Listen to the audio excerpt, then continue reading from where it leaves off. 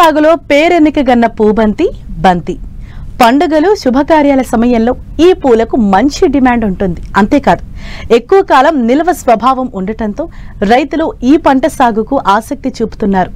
అయితే సరైన ప్రణాళిక లేకపోవటం, మేలైన యాజమాన్య పద్ధతులు పాటించకపోవటంతో అనుకున్న దిగుబడులు తీయలేకపోతున్నారు.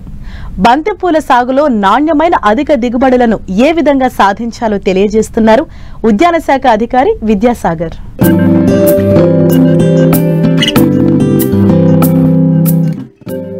పూలలో బంతి ముఖ్యమైనది. వివిధ రంగుల్లో పలు రకాల విత్తనాలు మార్కెట్లో అందుబాటులోకి రావడం, ఇటు ప్రజలు కూడా శుభకార్యాలలో బంతికి అధిక ప్రాధాన్యం ఇవ్వడంతో మార్కెట్లో డిమాండ్ పెరిగింది. సంవత్సరం పొడవునా సాగు చేసే అవకాశం ఉండటంతో సాగు విస్తీర్ణం కూడా ఏటికాయేడు పెరుగుతూనే ఉంది. అయితే రైతులు సరైన దిగుబడులను తీయలేకపోతున్నారు. బంతి పంటకాలం 120 రోజులు. నాటిన 55 రోజుల నుంచి పూల దిగుబడి ప్రారంభమవుతుంది. ప్రస్తుతం చాలా మంది రైతులు ఎకరాకు 20 నుండి 30 క్వింటాళ్ల పూల దిగుబడిని మాత్రమే తీస్తున్నారు. కానీ మేలైన యాజమాన్య పద్ధతులు పాటిస్తే ఎకరాకు 50 నుండి 100 క్వింటాళ్ల వరకు దిగుబడిని సాధించవచ్చు. బంతిలో అధిక దిగుబడి కోసం చేపట్టాల్సిన యాజమాన్య పద్ధతులను తెలియజేస్తున్నారు ఉద్యాన శాఖ అధికారి విద్యాసాగర్. ఒక పండుగలకు సంబంధించినటువంటి సీజన్ బేరీజ్ చేసుకొని ఏ పండుగకు మనకు ఏ టైంలో ఫ్లవర్ రావాలనే దాని గురించి మనం ముందుగా బంతికి సంబంధించినటువంటి పంటను ప్లాన్ చేసుకోవాల్సినటువంటి అవసరం ఉంటుంది. ముఖ్యంగా రైతులు తీసుకోవాల్సినటువంటి జాగ్రత్తలు ఏంటంటే, మార్కెట్లో అనేక రకాలైనటువంటి విత్తనాలు అందుబాటులో ఉన్నాయి.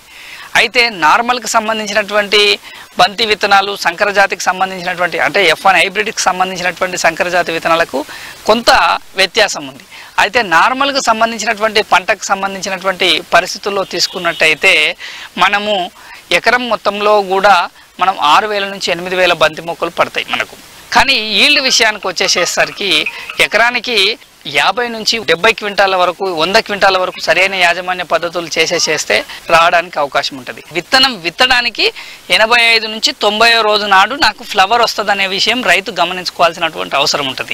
F1 హైబ్రిడ్కి సంబంధించినటువంటి విత్తనాలు ప్యాకెట్ల రూపంలో చిన్న డబ్బాలో ఇవి రావడం జరుగుతుంది.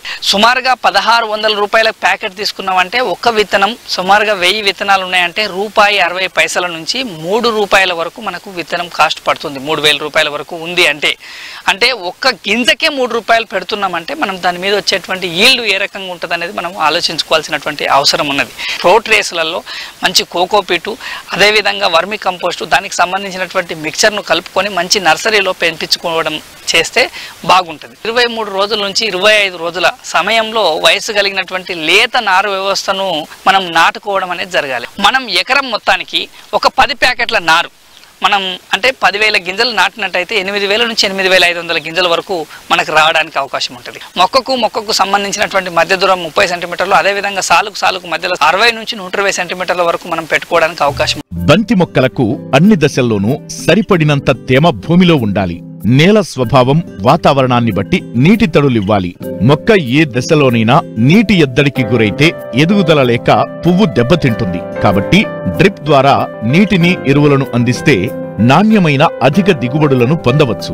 చాలా మంది రైతులు సాధారణంగా ఫ్లడ్ ఇరిగేషన్ అంటే నీటిని పారబెట్టుకుంటూ చిన్న చిన్న పీకల రూపంలో, మడ్ల రూపంలో ప్రారంభించుకున్నటువంటి పరిస్థితుల్లో ఆనవాయితీ పాతకాలం నుంచి వస్తున్నటువంటి పరిస్థితి. ఆ రకంగా చేసినట్టయితే మనము 2 నుంచి 3 కోతలు మాత్రమే కోయడానికి అవకాశం ఉంటుంది. డ్రిప్, అదేవిధంగా దాంతోపాటు మల్చింగ్ వంటి విధానం మీద మనం బంతిని పండించినట్టయితే వాటర్లోనే డైరెక్ట్ ఫెర్టిగేషన్ ద్వారా మనం డ్రిప్ ద్వారా ఇస్తూ ఎవాపరేటివ్ ట్రాన్స్పిరేషన్ అంటే మనము బాష్పోత్సేకంకు సంబంధించినటువంటిది కూడా మనం అరికట్టడానికి అవకాశం ఉంటుంది. వేసినటువంటి ప్రతి ఎరువు కూడా మొక్కకు వేరు వ్యవస్థకు ఉపయోగపడే విధంగా ఉంటుంది. కాబట్టి నాణ్యమైనటువంటి ఫ్లవర్ రావడానికి అవకాశం ఉంటుంది. నాణ్యమైన పూల దిగుబడి సాధించాలంటే ఎరువుల యాజమాన్యం కీలకం.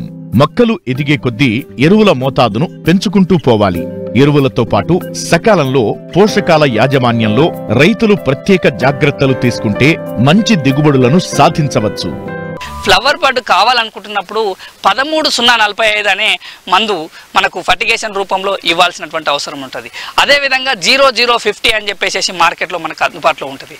దీంతో పాటు మనకు సల్ఫేట్ ఆఫ్ పొటాష్ అని చెప్పేసి వైట్ పొటాష్ అని చెప్పేసి మార్కెట్లో చెప్తుంటాం. ఈ సల్ఫేట్ ఆఫ్ పొటాష్ను కూడా మనం ఇచ్చినట్టయితే పువ్వు యొక్క షైనింగ్ మార్కెట్లో మనకు పోతే మంచి షైనింగ్ వస్తూ ఫ్లవర్ గుత్తులుగా రావడానికి మనకు ఈ వైట్ పొటాష్ కానీ పొటాష్కి సంబంధించినటువంటి ఫర్టిలైజర్ కానీ మనకు ఉపయోగపడడానికి అవకాశం ఉంది. అంటే ఏ ఫర్టిగేషన్ మేనేజ్మెంట్ చేసినా మొక్కకు తీసుకునేటువంటి తత్వాన్ని మనం ఎంకరేజ్ చేస్తూ చేయాల్సినటువంటి అవసరం ఉంటుంది. కాబట్టి 1 లేదా 2 కిలోల నుంచి స్టార్ట్ చేసి గరిష్టంగా ఒక ఎకరానికి 4 నుంచి 5 కిలోల వరకు మనం ఫర్టిగేషన్ ఇవ్వడానికి అవకాశం ఉంటుంది.